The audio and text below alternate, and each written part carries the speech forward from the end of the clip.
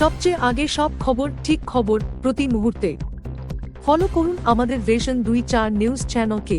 বাংলাদেশ এবার ভোটযুদ্ধে ইউনূসকে ক্ষমতায় বসানো ছাত্ররা, নতুন দলের ঘোষণা, কোন পথে বাংলাদেশ? নতুন দল নিয়ে বাংলাদেশের নাগরিকদের মধ্যে এখন উত্তেজনা তুঙ্গে। সংবাদ প্রতিদিন ডিজিটাল ডেস্ক। শেখ হাসিনাকে গদিচ্যুত করতে পথে নেমেছিল বৈষম্যবিরোধী ছাত্র আন্দোলন। মুজিব কন্যাকে উৎখাত করে এই সংগঠনের ছাত্ররাই ক্ষমতায় এনেছিলেন মোহাম্মদ ইউনূসকে। এবার ভোটযুদ্ধে নামছেন সেই ছাত্ররাই।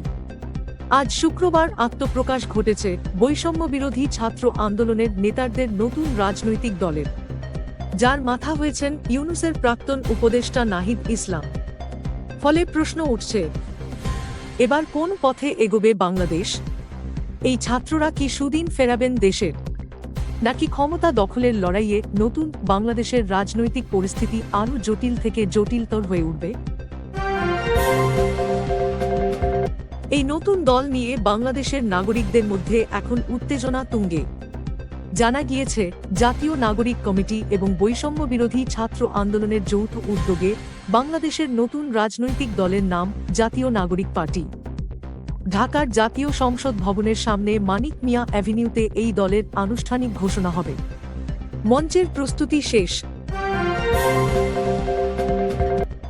রাজশাহী, রংপুর, নীলফামারী, কক্সবাজার, ঢাকা থেকে জড়ো হচ্ছে বহু মানুষ। এই মুহূর্তে বাংলাদেশের চরম অরাজক পরিস্থিতি। নিত্য প্রয়োজনীয় জিনিসপত্রের দাম আকাশছোঁয়া। দিকে ধর্ষণ, খুন, যৌন নির্যাতনের ঘটনা বেড়েই চলেছে। দাপিয়ে বেড়াচ্ছে মৌলবাদীরা। সকলেই যেন নেমেছে ক্ষমতা দখলের লড়াইয়ে। কিন্তু সাধারণ মানুষের কি? তাই সকলের মনে এখন একটাই প্রশ্ন, ভোটের ময়দানে নেমে ছাত্ররা কি দেশের হাল ফেরাতে পারবেন? আওয়ামী লীগ, বিএনপি, জাতীয় পার্টির মতো দলের সঙ্গে তাঁরা টিকতে পারবেন তো? যেমন মোহাম্মদ জাহেদ মিয়া ঢাকায় একটি কাজের জন্য সিলেট থেকে এসেছিলেন। সেই ফাঁকে তরুণদের নতুন রাজনৈতিক দলের আত্মপ্রকাশ অনুষ্ঠান কেমন হচ্ছে দেখতে এসেছেন মানিক মিয়া অ্যাভিনিউতে। সংবাদ মাধ্যমকে তিনি বলেন, যদি ঐক্য থাকে তাহলে নতুন দল টিকবে।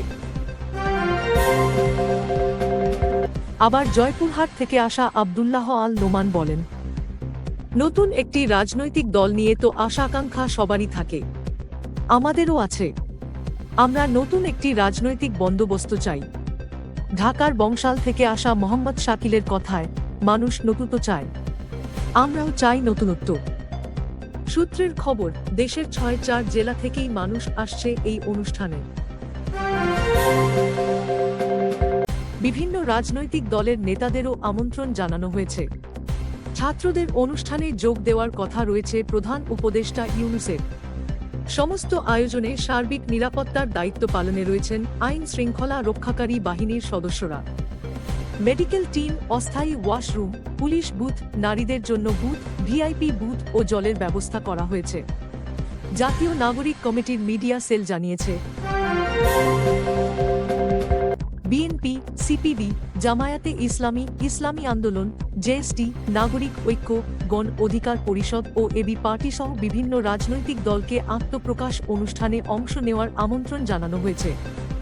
ফলে নতুন দল প্রকাশ্যে এনে দেশের মানুষের ছাত্ররা কি শপথ নেন সেদিকেই নজর রাজনৈতিক মহলের।